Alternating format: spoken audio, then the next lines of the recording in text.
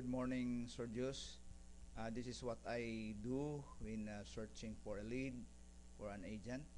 So first, I have select the country of Australia, using the advanced search engine of LinkedIn. Okay, then I put the postal code of Sydney within 30-mile radius. Okay, so I search it as a real estate agent. So the keyword is real estate agent.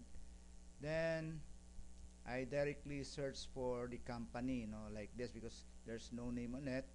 So like I search for a company, so like this one, so Wildest Agent. Then I search this with Google. Okay, so once into it, I look for this one. I have to click, like what I do with the MapGrat. So I go directly to find a property, or like this one. So at MapGrat, this is the home page.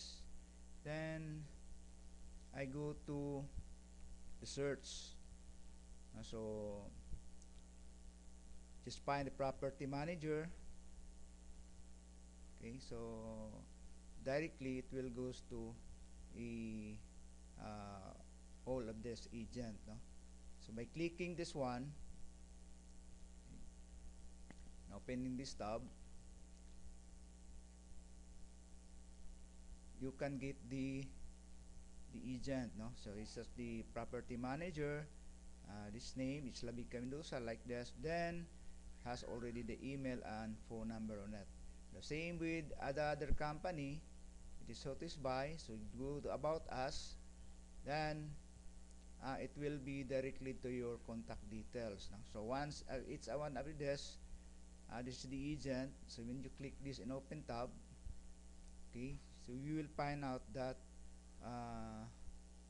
the agent name is there, okay, and its contact number and email. Thank you, Sir Jos. This is all what I do. God bless.